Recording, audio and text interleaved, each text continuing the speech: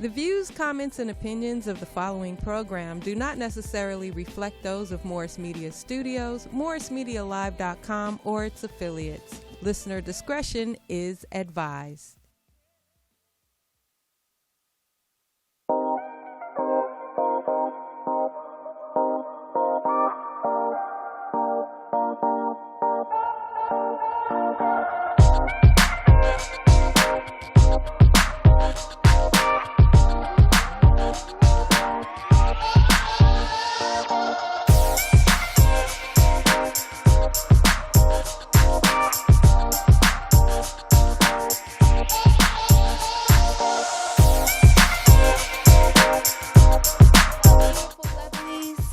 Welcome to a Girlfriend's Guide to Life podcast. I'm your host, Miesha Shanell.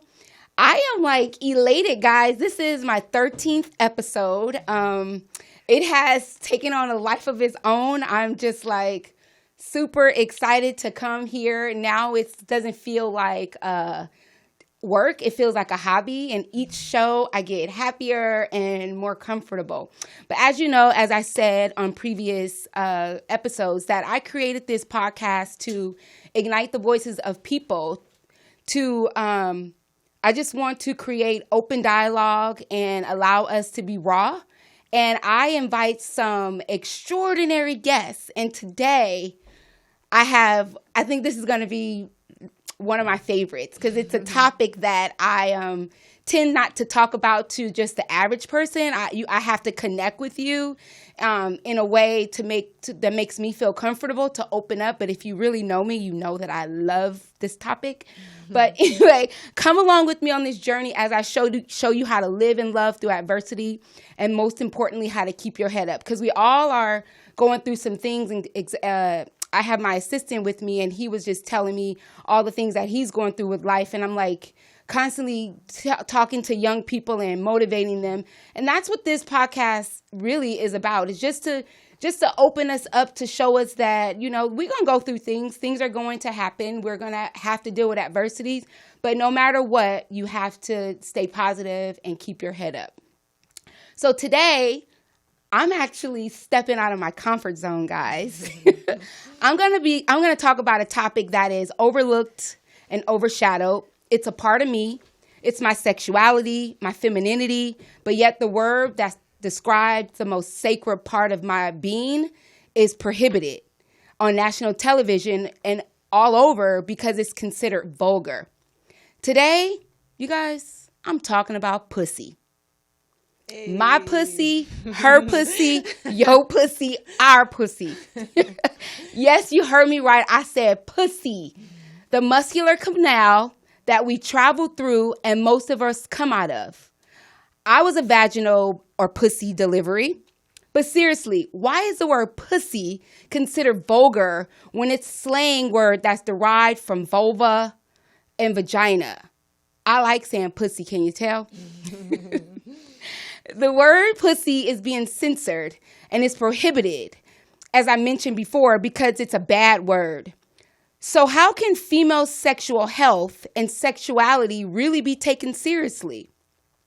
Well, in the studio today, I brought an extraordinary expert, like I said, to assist us in dispelling the myths, removing stigmas and embarrassments that's attached to female sexuality. Dr. Cara Quant is an internal medicine doctor, a sexpert who is passionate about female sexual health. Her passion came about after she realized it was not really something that was talked about, or not really talked about, but acknowledged much in her training while she was in school. She feels that she wants us to be able to have providers who are comfortable in discussing and acknowledgeable with treating sexual health dysfunctions, such as a lack of desire, a lack of arousal, pain with intercourse, and problems with orgasm. She is the founder of Viva La Vulva movement and art exhibits. So if you're like me and you're a multitasker, I want you to real quick go to her IG page. It's Viva La Vulva. It's right there up on the screen, Vulva LA.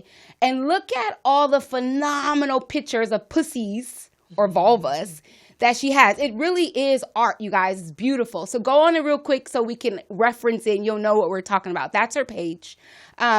Dr. Cara is bringing together like-minded people from different backgrounds who have a passion for driving change in the way of female sexual health and the way it's perceived in our society. She's going to help us promote. She wants to help promote and bring more awareness to the topic. Dr. Cara is not just brains. She's also, and you'll see, she's gorgeous inside and out. She's my soul sister, a homegirl, a fashionista, and an adventurer. She spent her adolescent days in Inglewood and later came back to UCLA to go to medical school. Ladies and gentlemen, help me welcome Dr. Cara Quant to A Girlfriend's Guide to Life. Hey. Hi, pretty lady. Thank you for the introduction. Wow. I had a lot of fun researching you. It's so funny because I get to like spy on you guys because I have to do research. I have to figure out who you are outside of the little thing that that I personally know about you, but like who are you really? So it was fun, and I really like you now.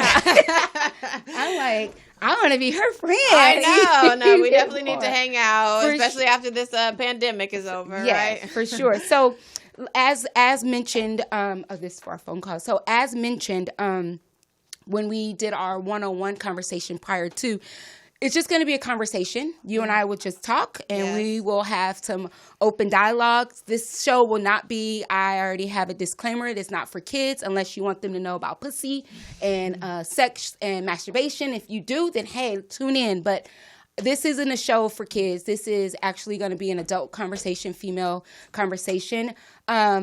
We have to and males. Males can also be a part of this as well. Let me tell you. Right. Yes. You actually mentioned that because men will actually get a lot of insight. We'll get so much insight into this. Yeah. Into it. The more that I've talked about it, the more that I've promoted Viva La Vulva and talked about it on different platforms, the more that I see that men, especially heterosexual men, crave this information. They're like, oh, I didn't know this. I think that there's many men out there that are like, oh, I got it under control. I know how to do this. I know how to go down on a woman. I know how to, move it. And that is not necessarily the case. It's not necessarily the case. So it is for, both people. That is good. I actually truly believe that too. So before we get started on our sex talk, tell the audience who I affectionately call Dr. C. Tell us who Dr. or Cara is. Yes. Well, I am a doctor, internal medicine doctor, like you were saying. I am practicing within Los Angeles. I grew up in Inglewood, not too far from here. Yes. And I grew up non-denominational. I had a lot of, but I went to Catholic school, actually. Okay. I went to, or in Catholic church, mass. I've gone to Christian, churches. I have, grown up non-denominational, but I understand, and I've understood since starting, just being a young kid, the power that sex has, but also the shame and the embarrassment and everything that surrounds the topic, especially for the women. And I knew early on that I wanted to be a doctor. In high school, actually, an anatomy teacher brought a cadaver into the classroom, and I was absolutely fascinated from there with the human body. Okay. And from there, I went to UC Santa Barbara for undergrad. And I went to, medical school at UCLA. It was the King Drew program. Okay. And I have been wanting to advocate for women regarding women's sexual health. And that has, everything to do with pain with sex, problems with orgasm, problems with desire, consent. I mean, there's just so much information. The pleasure of it. Sex with no pleasure is not good. Not good. But you know what? There's so many people out there that will do it. That will do it for their partner. Which is selfish to me. I feel like if you are going to do that, then you're not allowing yourself, you're not giving yourself what she needs. because can't just be about sex is not intended for one person. It's two. It's if you're not being pleased, if you're pleasing him and he's not pleasing you, then he's a selfish lover and he needs to get up off of you. Because you can do it yourself. Yes. Hello? Yes. So yes, no, there's people out there who have never had an orgasm before. So I am speaking to you in particular and wanting to want for you to know that pleasure is definitely your birthright. I always say this, and I will continue saying this, that the clitoris, which is part of the vulva, there's only one function of it, and it's pleasure. There's no other functions of the clitoris besides pleasure. So use it. Like, definitely use it. Touch yourself. Masturbate. I totally am in agreement with that. Yeah, we'll get into that. Yep. So tell us what your life passions are. You told me, but I was like, wow. Tell me again. Yeah. So, I love salsa dancing. That's like a passion of mine. I love being outdoors. I think nature really outdoors and nature, hiking, being near the water. I feel like that brings so much enjoyment into my life. And the other thing is giving information, educating people on women's sexual health, on the vulva, how to bring in more pleasure, what to do and not to do.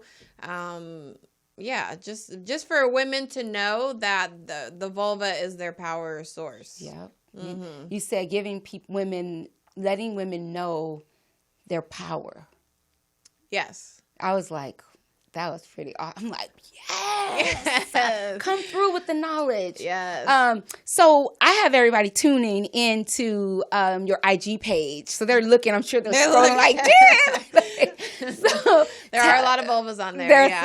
I was this close to telling my son about it, and I was like, wait, I don't know. I was feeling so good.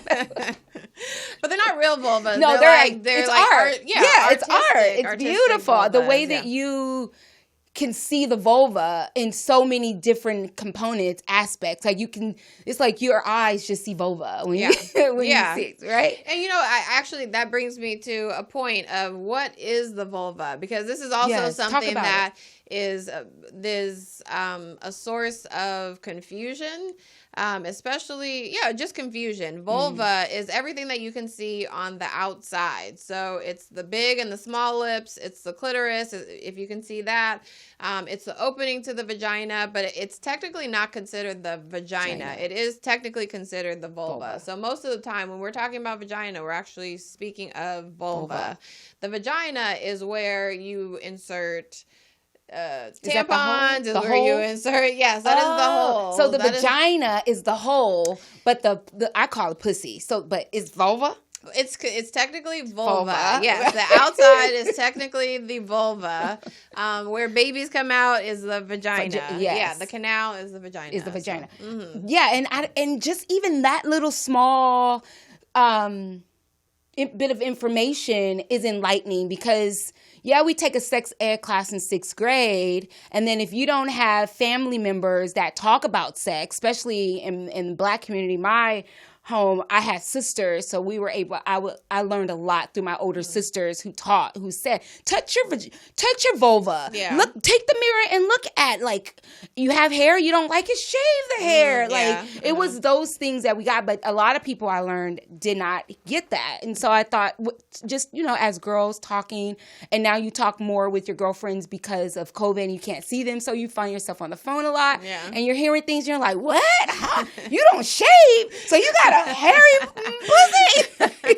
Like different things like that you think that everybody has. Like I thought everybody had like a clean vagina, but everybody doesn't. But you know what? I don't know. Like, hair is another topic that I like to discuss, because everyone does have a different preference. Yes. And I feel like when people talk about pubic hair, it can be considered like, oh, it's a source of moisture, or like, you get different odors from it. And so shaving it is better. And it's not necessarily the case. The hair is there for a reason. It is there for a reason. Yes. It's there to protect protect the mucus or the mucosa of the vagina. Okay. And so it helps to protect it.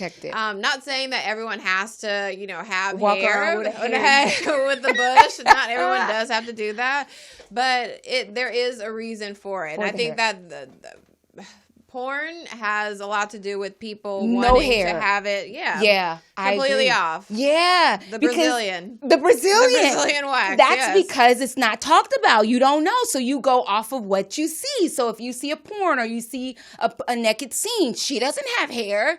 And hair could be beautiful if you tame it and do things. I particularly don't like hair. I'm not against hair, but for me, I just like a little hair, like a peach fuzz. Okay. Not like this big, you put on a tight dress and you just see hair. I don't care for that, but to each their own. Yes, to each their own. If you want to have it, you definitely rock it. Yes. Talk to us about Viva la Vulva. So Viva la Vulva was a passion project, or is a passion project of mine. It was created in the beginning of 2018. Okay, so it's a toddler. It's a toddler. Like yes, mine. It is a toddler. I'm an infant. It's in its early stages. That's awesome. But it is. I created it because in medical school and in residency, we didn't get a lot of information about sexual health for women. So with that, what do you mean by that? Like, so I know that men's health is extensively talked about. Oh, so course. and so female sexuality and female sex health is just like brushed over, or like. So no, I mean, okay. So when I talk about it, like in medical school, we have to know about periods. We have to know about like the different hormone peaks during during fertilization. Like we need to know about basics. The period. Yeah, we knew. Okay. Yeah, everyone knows about the basics. Okay. But in terms of people, if someone has a question or if a patient comes in about pain with sex, well, what do I do? In medical school and in residency, I didn't get that information. Okay. If they had pain, if they're having like a lot of tightness, especially with some type of insertion, if they're having problems with orgasms, if they've never had an orgasm before, I wasn't the person to be like, oh, you need to go to this person, or you need to do this, or you need to use this medicine. Like there was not that information. So I had to seek that information. I went to conferences that specifically talked about women's sexual health and what to do in a certain situation. People who have chronic yeast infections or chronic bacterial vaginosis infections, those are things that we talked about in these conferences, but that aren't necessarily talked about within training. Got it. Yeah. That makes sense. Yeah. And those are like not things that are every day. I mean, yeah, that bacteria and all that is normal for a woman's body, but no, you wouldn't. I get that. It makes sense. It clicked. At first I'm like, what? I'm like, how dare, that is so sexist. Yeah. Right? I mean, we learned a lot of information about erectile dysfunction, what to use, what medicines, how the medicines worked. I mean, there's not a pill, there's not a little pill that a woman can take and immediately have an orgasm or immediately whatever. We're a little bit more, we just need a little bit more finesse. I wouldn't say complex, because a lot of people will say women are complicated, women's sexual health is complicated, and that is not the case. I agree with you. Yeah. We don't require, we're not as simple as men, but we're not as complex as they make us. You just have to know how to tap into us. And once you tap into us, we're like little butterflies. Exactly. Yes. How can the audience find Viva La Vulva and support you in your movement? Because it's a movement, and I have a vision of a T-shirt that I'm gonna actually make. I see one. Okay. It's like I'm gonna mail it to you just out of the blue. I gotta get it together in my mind. But I thought about it. But how can one be a part of your movement?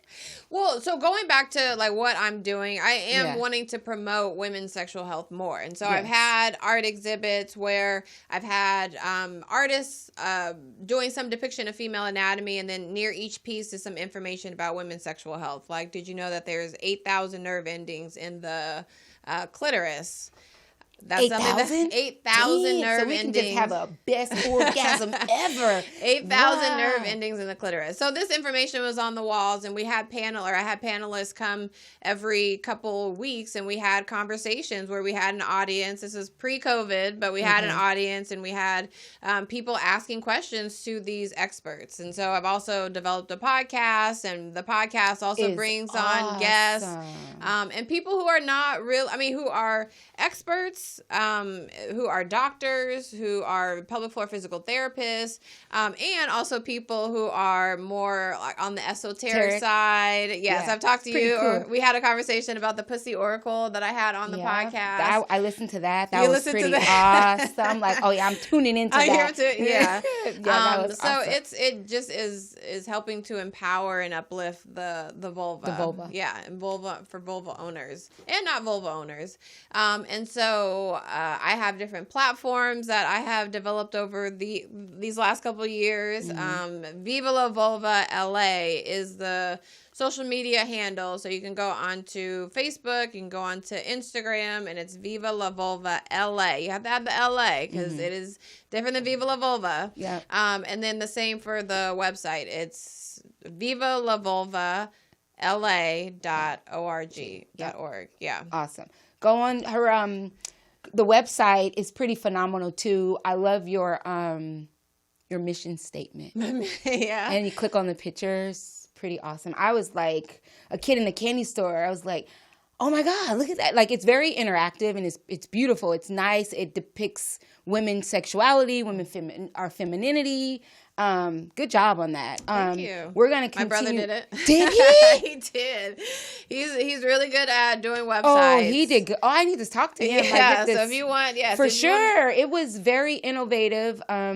Very beautifully done and colorful, and you have videos, you have videos, pictures, on there. You have pictures from past events. Yeah, where you were the narrator for some sitting on the panel. It was pretty good. It was awesome. That's where I realized I was like, she's a fashionista. The hot pants, you got on some leather pants. I'm like, come through, Dr. C, with your leather pants and red lipstick on. I mean, awesome. It's all a part of it. I do. There's different things. I also feel like Viva La Vulva has helped me. I think it is. I've heard it as me search. So instead of research, it's me search. Yeah, so whatever you kind of go into, you're doing it for, you either have like a gravitational pull towards it or whatever it may be. So I've learned a lot about myself through this mission, through Viva La Vulva. Yeah, I've learned a lot about myself. And leather is really fun. Leather and lace, red lips, can't go wrong. You can't go wrong. You cannot go wrong. And velvet. I like velvet too. And velvet. We have it all up here. It's hilarious. So let's just get into it. We skirted around it, talked. I just want to talk about sex. I started late. I started having... What is late? 20. Okay. So I was like, because all my friends had already done it. So late, I guess maybe not to you. Like, that ain't late, girl. That was early. Everyone has a different story. But yeah, 20... I was in college. It's all relative. It's all relative. Absolutely. Yeah. I feel like when I did start, I never stopped. Okay. And I have no desire. Like right now, I'm practicing abstinence because I'm just giving myself a break because I'm dating somebody and I want to see how we are without it. Yeah. But I love it. Yeah. And so I don't understand when people are 45 and they've never done it. Or they've never masturbated. They've never opened up their vagina and found their clit. Like, how can you want pleasure from someone when you're too afraid to take your finger and to see what it is that you like? How do you like it? Should he move it here? You got to know how to please yourself before anybody else can please you. So... Yes. And we have a caller, too. Oh, okay. Yeah, no, I completely agree. You do need to know how to pleasure yourself, you need to know what feels good. Is it soft? Is it hard? Is it, like what sensations that you like? And it's not just in the genitals, because, I mean, yes, it is a major source of pleasure. Also the nipples, also just other body parts. Like there's erogenous zones that we have that we don't necessarily talk about. Let's like talk about the neck, the right. the stomach, the back. I mean, there's other places the toes. Yes, no, there are other places on the body that can give you pleasure. Yeah. But I would also say, so it's knowing your own self. But it's also being able to communicate with your partner, which I feel like is a big thing. And I know for myself, early on, I was not able to communicate not able to tell my partner, like, go faster or go slower or do this or do that. I think I was that hurts. Or this hurts or this doesn't hurt or I want it more, or like I was very timid and shy about like having that conversation, because I was like, well, what is this partner going to think? What are they going to say? What are they going to think? They're going to think I'm whack. Yeah. They're going to not like me. They're going to think I'm rejecting them. I mean, like there was just so many things that I had in my head, and I was like, so as I've gotten older, I've realized the importance of, yes, not only knowing myself and knowing what I like and what I don't like, but also talking with my partner about what I like and what I don't like. Yes. Yep. And for the people who have partners that you have spoken to them and they don't want to do what you are requesting, then that's like that.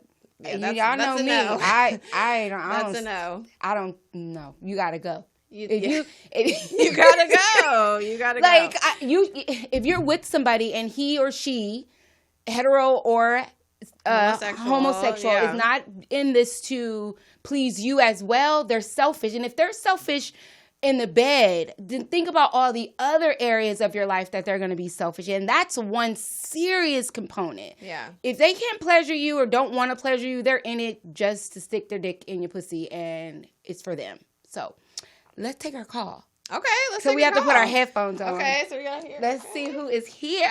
I'm excited. I know. Hello. Hi. Hi. Who's this? Hi. This is Katina. Hi, cousin. Hi, cousin. Hi. She's calling. This is my cousin. She's calling us all the way from Austin, Texas. Hey. Hi. Yes. Hi, how are you?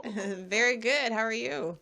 I'm good, thank you. This has been a really good talk, and it has been not only informative, but I just appreciate the conversation because, like you, I grew up in a Christian household, and, that topic was very taboo, and even down to just the normal things that happen with the female body, like your menstrual cycle. I remember my mom when she told me that it was going to happen, it was always a whisper. And everything was like, if you need Pat, it's a whisper. And we don't talk about it. Right. And so I never really understood all of the dynamics of being a female and what happens with our body. And instead of my mom having a conversation with me about sex, my dad did. And it was so embarrassing. And I cried. I didn't even know why I was crying. I think I was like 12 or 13. Anyway, so, you get to womanhood and then start having children, and you really don't even know all the things that you need to know about sex and just what it involves besides just making babies. So I learned a lot of it on my own. Yeah. And then when it comes to just the female, just our body parts, I was very embarrassed with my first child because, there are all these people in the hospital room, and you're just wide open. Mm-hmm. So after my first one, I was just like, oh, well, there's no point in being embarrassed about what you have. I mean, everybody has seen it. So now I'm like 3 children in, I'm not embarrassed at all anymore. But wide open. Look at my vagina. I'm like, whatever. We all have the same things. Yeah. But it would have been nice to know these things much earlier in my life so that it wasn't such a taboo topic. And I was the first time with my husband, I was really embarrassed because he was a lot more experienced than I was with sex. And just pleasure and, all the things that are part of what you guys have talked about today were just, a lot of stuff was foreign to me. And so I think it's important to have these conversations and not approach it as a taboo subject. Right. And so I've tried to do that with my own children. It's still embarrassing because I'm the one talking to my sons, but at the same time, like, dude, you got to know. You and do. You gotta know. Gotta have the and my daughter conversations. too. Yeah. My daughter too. I'm like, you have to know and you have to understand. Like, this is nature. It's not embarrassing. It's nature. It's what God has given us. And so I appreciate this topic. So Yes. The whole animal kingdom does it. Like, animals do it, apes and chimpanzees and, fish and I don't know. There's butterflies. I mean, like everyone on this planet does it, not just humans. So, I mean, that is a different perspective. Right. And also going back to what you're saying about periods and like not really knowing any much information, or like it was a whisper when it was talked about. I have seen, and I would love to do this and to make this happen, but there are these things called red tints. So women, especially when you first start your period, are taken and like pampered. Awesome. And all of the women in their community, their cousins, aunts, mom, sisters come and like have conversations about sex. I love that. About sex, about periods, about what to do, about, advice that I have gotten over the years or that I have learned from having periods for so many years. I mean, like it can be very empowering to have and to know people are supporting you during your first period or during like each period. That each is month. Phenomenal. Yes. That's a phenomenal idea. Imagine because nowadays when we were growing up, we didn't get our periods to 16, 14, 15. Now girls are getting them as young as 9 and 10. Yeah. And they have to carry a purse when they weren't carrying purses, and it's all about being afraid to get up out of your seat because you're afraid you're going to have blood on your pants, like all these things. But you go away and you're taught everything that is needed. So it becomes a normal part of your life is genius. Yeah. I would love to see something like that for the Black community. Right. So Katinya is my big cousin, and we have girl talks all the time. And I always say to her, girl, and I crack her up. I'm like, girl, if you don't use it, you're going to lose it. So she knows that I'm a wild child. I'm like, girl, because she's single. And I'm like, did you have some sex? She's like, you need to have some sex.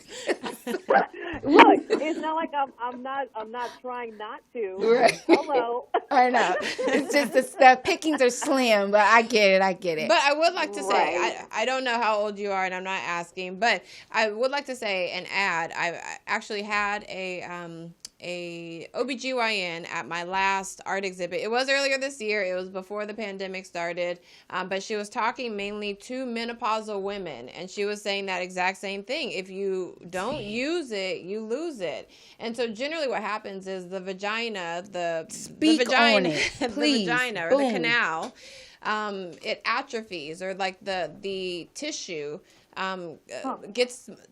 it shrinks down. It also, dryness does come as a product of removing the estrogen from the body.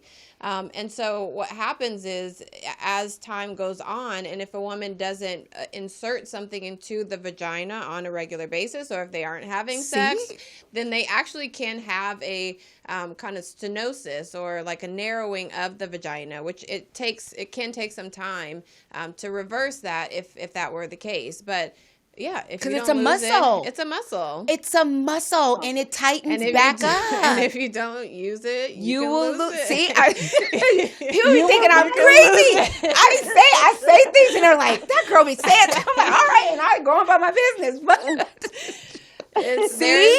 there's some truth to it. Okay, so we're gonna segue into it. So we still have her on the phone. So, cousin, is there anything else you would like to share or say?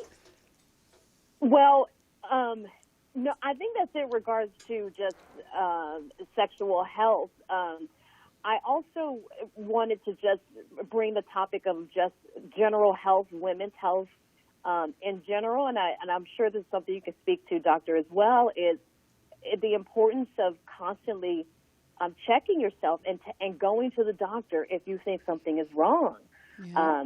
I recently, a year ago this week, I had a hysterectomy because I had what was called uterine fibroids, and I had no idea what they were. And by the time my periods were horrible for about almost a year. I had really, really heavy periods to the point where I was changing probably every 30 minutes, and I was using the Super Plus tampons. Wow. And it was plus a pad, and on some occasions I had a double pad. It was crazy. I didn't know what was going on. So by the time and I'm a pretty healthy person. I run, I work out, I rollerblade, and I'm very active. So to have something so abnormal happening, I didn't know what was going on. And so I just think I would love for you to speak to the importance of going to the doctor when at the first sign that something is wrong, and not being afraid of whatever that diagnosis is. Yeah.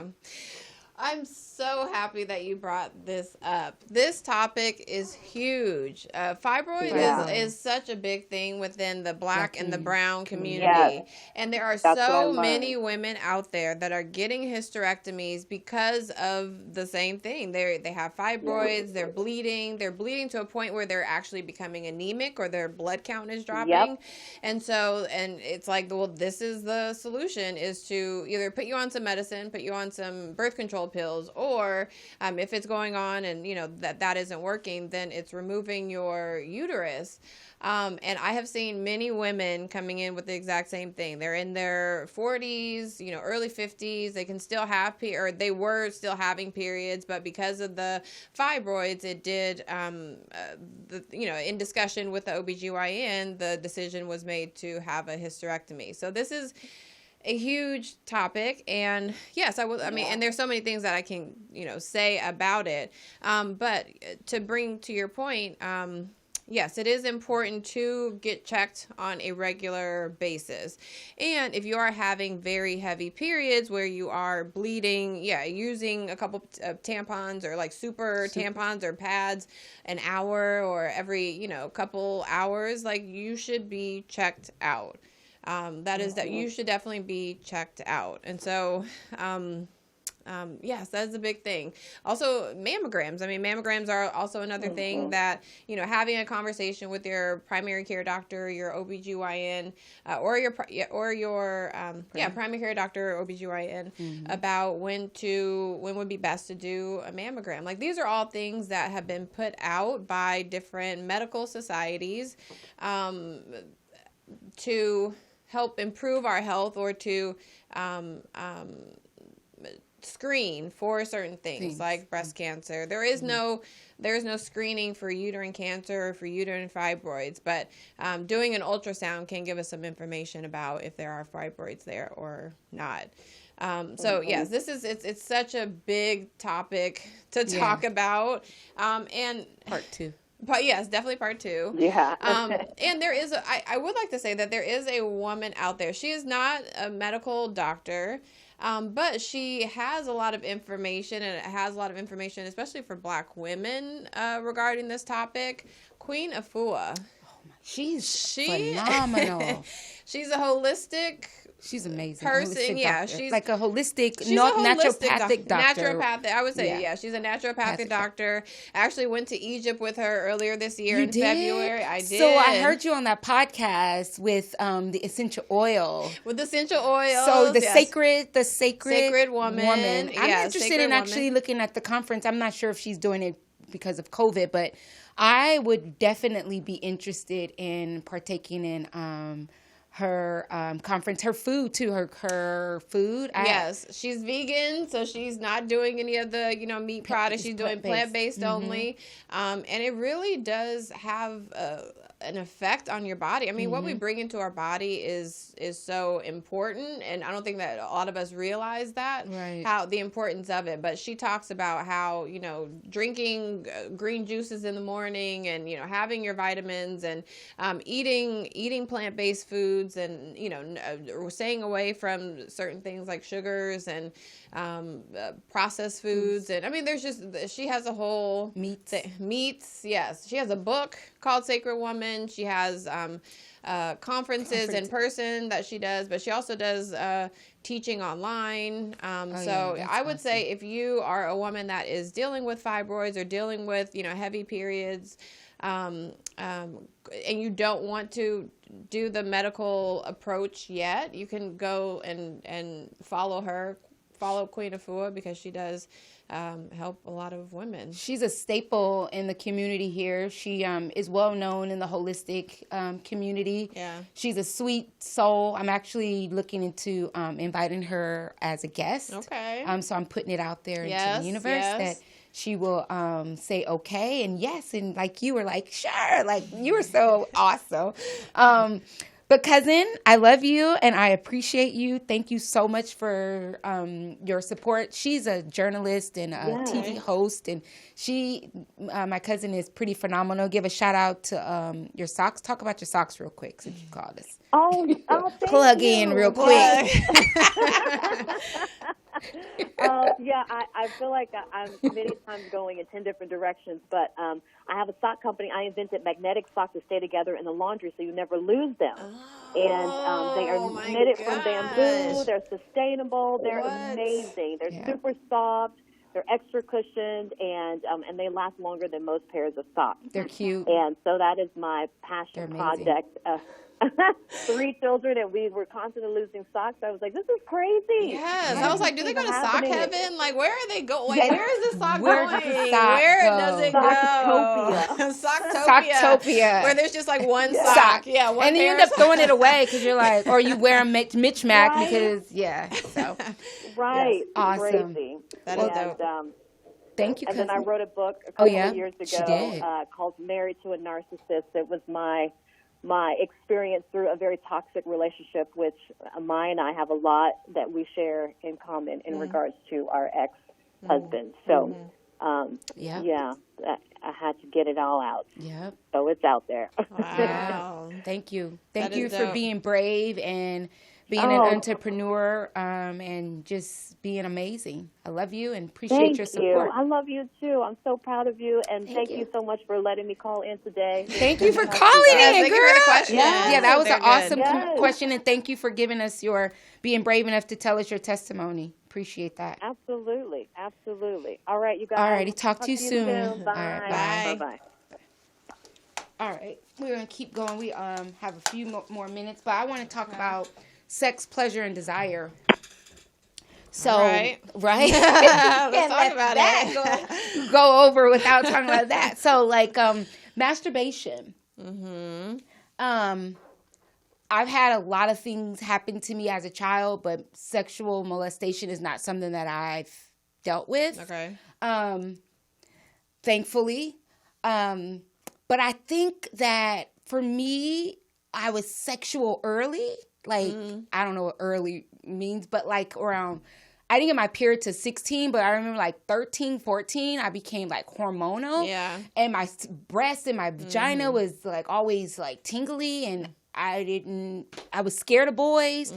And one day in the shower, I just started touching myself, like as I was washing, and I was like, and I became one with myself. And I believe in masturbation, and I have spoken to a lot of women that don't touch. They frown on it. And I can't say that. Like my soul sister friends, sister girlfriends, they know that, because I'll tell you, I'm like a nudist. I walk around with, I'm okay with my body. I don't believe in plastic surgery and all that. It is what it is. Either you like me or you don't. Yes. I wear some lashes and stuff, but I'm not augmenting my body to feel better or prettier. I like who I am. Yeah. But a lot of us don't masturbate. Let's talk about masturbation and what it does for us. Okay, so masturbation, yes, I completely agree with going to you talking about, you being young and like discovering yourself throughout our lives. Like even when we're in our like 4, 5, 6, we're exploring the world, including our bodies. Yeah. And so that is it's a completely normal thing to touch yourself, but I know I'm not a parent, but like I know for parents who, see their kids touching themselves, it's like, no, that's bad. That's wrong. Slapping their hand away. They don't know what's going on. So like I think we start early on with exploration. Because boys touch. I have one son. He's 19, and I remember around 5, he would just touch it. I guess he started feeling tingle. I don't know. I didn't ask, but one day he just came in. He was about 7. He was like, "Mama." It was early in the morning. His penis was hard. Yeah, and he was erect, and I was like, yes, that is normal. That is what happens with boys when they wake up. Like, I didn't want him to think that it was a bad thing. Yeah. To the point when he grew hair, he came and was like, I got hair. I'm like, I'm sure as a parent, there's some things that you just don't want to see. Thank you for feeling comfortable enough coming to me. That's where we draw the line. And even around 3, 4, unfortunately, because he was a boy, I couldn't walk naked anymore. But now that I'm home alone, you can do what you want. Do what I want. Yeah, masturbation. So let's dispel the myth that it's bad. Or you're not. It's a sin to touch yourself. Like if you're following your religion and they tell in your Bible or your Quran or whatever it is that you read, telling you not to, then you follow that. But some of us are okay with it. Yes. No, some of us are okay with it. Some of us are okay with it but don't talk about it. Yes. Some of us are not okay with it but still do it. I mean, like there's so many different perspectives out there. And I would say, like I said earlier, whoever created us, I do believe in God, but whoever created us did put a clitoris on us, especially for women. Yeah. And like, it's only used for one thing, which is pleasure. So I feel like that's a sign, more than a sign that it's okay to have pleasure in our lives. There's so many benefits of masturbation. I mean, like you can talk about it. I have done this before, but like going to sleep. If you are not able to go to sleep, you can masturbate and that can help you go to sleep. Yeah. It can calm you down. You can calm down your anxiety. It brings blood flow to the area. You definitely want it's use it or lose it. So, using it on a regular basis. Even when you have cramps, like you're even when you have cramps. Yes, even when you have cramps. I mean that there are what is it? It's oxytocin. But there are things that are released when you have an orgasm. Oxytocin is one of them, and pitocin is the thing that will start contractions will dilate. When you're about to deliver. Yes, when you're about to deliver, it's the thing that dilates the cervix. So like the hormones are a big thing that are happening throughout our body all the time that we don't even know, and it can definitely help with cramps. Like if you are having some severe cramps, have an orgasm and your cramps will get better. Open your labia up. Labia. The labia. Yes, thank you. Yes. Labia majora and minora. Open it up and find it. But I hear finding your research that sometimes it's your clitoris it may not be exposed. Yes, you have a clitoral hood. And so the hood is like a little protective hood, just like if you have like a hoodie on. Okay. And you can pull it back and you can expose it, or when you are aroused, it also will come out. Peep out. Yes, I It's mean a it's just little- it's just like for a male. Like if Yes. a male is uncircumcised, once he is erect, then the head. Yes, the head will come So out. nasty. The head will come out of that foreskin. So it's the same for women. Yes, it is the same for women. It's not a bad thing. So tonight, if you're single or if you with your husband, tell him to find it. Like explore your body. It is okay to be one with yourself. It's safe. You get to explore and see what it is that you like. It's intended for you to just it's better than food. Yeah, it's like, I'm not a foodie, so I'll take sex over food. And what I would also say is to add to, lubrication is not a lube. Using extra lube, using additional lube is not a bad thing. I think it is underutilized. Yeah.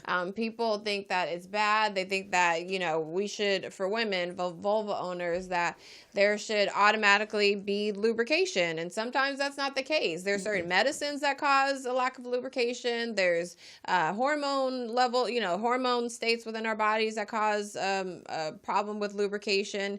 It's okay to use some lube. It is. It is definitely okay to use some lube. And I had a podcast where I talked all about lube, because there's so many lubes that are out there. There was the girl was on the show. She made one. There was a podcaster that was talking about your essential oil, and she made one. Yes. So we talked about essential oils, and the power of essential oils.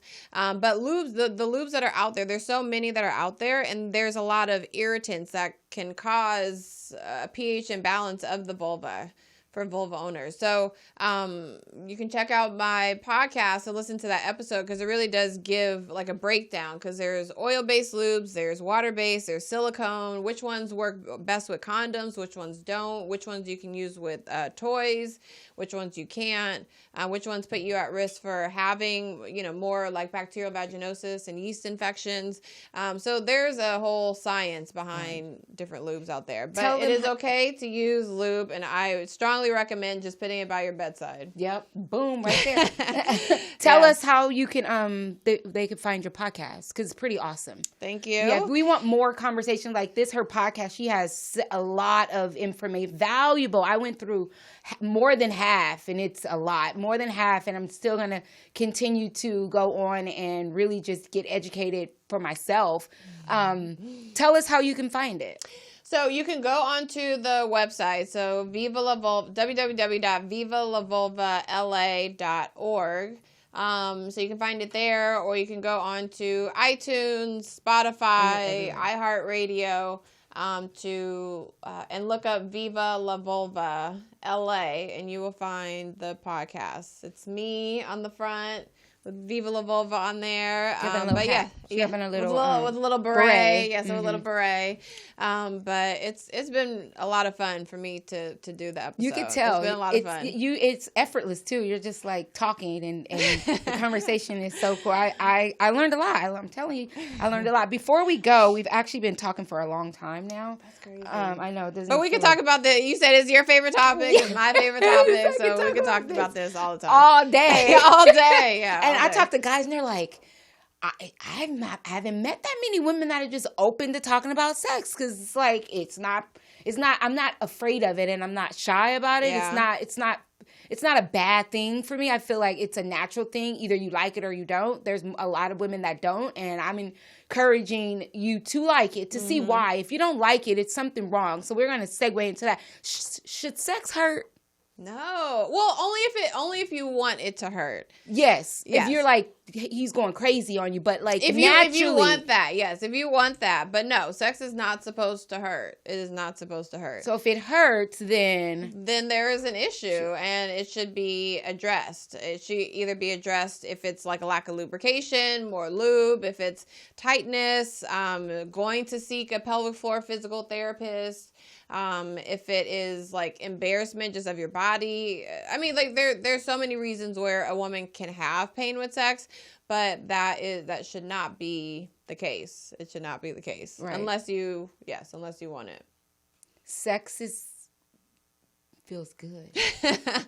It's pleasurable. I mean, for any, men out there, like if a man were to have pain with sex, do you think that he would say something? He would probably say something, right? Yeah, he would be at the doctor like, what is going on? Quickly, because that's their thing. Like, and I don't think that it should be, I feel like if it's okay for a guy to be open with his sexuality, to say, oh yeah, I like the fuck, I like to have sex. Like, it's okay. You're not looked upon. He's not frowned upon to say that. But if a woman expresses her sexuality and say, hey, I don't like multiple partners, but I do like to have sex with my partner and with myself, you're kind of like shunned upon. It's almost like where you're like, do I want to put that out there? But you got to get to a place where you don't care what people think anymore. And even if she does want multiple partners. Like, I feel that like too. As long as she's doing it safely and as long as, she is a consenting adult. That is true. That is, with other consenting adults, then it's okay too. Yeah, I know there's a double standard that's out there. I would like to see it, dispelled because it's crazy. I don't understand how men can have it, but women can't. But there's a lot of people out there that want it and that own it. Yeah. Just like you could say dick. You can say dick on TV, yes. Yeah, you can't say pussy. No, you can't say pussy or vagina. Vagina or vulva. You can say, I don't even know if vulva. I don't know if you can say vulva, actually. I looked it up to see, like, can you say pussy on TV? And it was like, no, you cannot. It's like the network. And I'm like, well, we're going to say pussy on my show. We can say whatever we want. Yes. Anyways, this has been so fun. It's been definitely enlightening. Before we go, I want you to plug yourself. Totally tell us how we can support you, what you need from us, and go from there. Okay. Yes, definitely. You can find me on social media, Viva La Vulva LA. Also, I'm on Instagram at Dr. Cara Quant, DrCaraQuant. I love collaborating with people that are passionate about sex, especially women's sexual health. I will be doing some things in 2021. If it's not an in-person art exhibit, it will be like a virtual art exhibit. So for artists who have done something related to the vulva or women's sexuality, also just different types of artists. So not just, I've had sculptures or sculpturists, I've had painters, I've had drawers. Like, there's been so many people that I've collaborated with or that have been in the art exhibit. So if you can help in some way, or if you can contribute in some way, or if you would like to be a guest on the podcast, then hit me up. Awesome. Yeah. Hit her up. Hit me up. Before we go, I want you to give, I have one last question. Mm-hmm. What advice, because you're inspiring, we didn't get a chance to talk about your story of your teacher trying to discourage you from becoming a doctor, but what advice would you give an inspiring black or color person of color? Person of color. I was going to say colored because that's what they say in Africa. You color. A black or person of color medical student. Inspiring medical student. Just continue. Like, if this is really a dream of yours, if this is something that you really want to do, then go after it. Mai was saying that, I want to say it really quickly, but there was a person in college that told a guidance counselor that told me as a pre-med that I didn't have what it took to be in medical school and to be a doctor. And I am here now. I am a doctor. I'm thriving. And so for the people out there, those are just fuel. I think those people out there are just put in your path as fuel to the fire. So if you really want to do medicine, it is a long path, but it's definitely a rewarding path. So if you want to do it, then definitely do it, and put people on your side that are also advocating for you and that are mentors. So other doctors, other people that are in the medical field that can help you to get to where you want to be. Awesome. Yes. See, we have it. So if you have any questions, if you need any more information about Dr. Cara Quant, you can hit me up on social media, Girlfriend's Guide to Life podcast. It's actually on Facebook is Girlfriend's Guide to Life, the way it's spelled, Life. And on Facebook, it's Girlfriend's Guide to Life, Lyfe. You mean Instagram, right? Yeah, what did I say? You said Facebook. Okay, yes. Facebook is Life. Yeah. And Instagram, thank you, is Lyfe. So I am there. Subscribe. Actually go on to YouTube under Morris Media and hit the subscribe button, because I need you guys. I need your followers. You know, I'm new to this and I'm trying to get subscribers. It's difficult. I don't know how to do it. I don't even know how to get Instagram friends. It's like all too much. But anyways, guys, thank you so much for tuning in again and being here being here bi-weekly, listening to me, following me, and giving me the energy to keep going. And to Dr. C, thank you for joining me. We'll have to do a part 2. Yes, we do. Thank you for having me. No problem. Shout out to Felicia at Morris Media for allowing us to use her studio here in the city. Love you guys. Peace. Happy holidays. And if you have anybody that need anything, please send me an email at MAIYoung0718 If you need anything, write me a letter. My Emancipated Youth, keep your head up. I love you guys. Peace.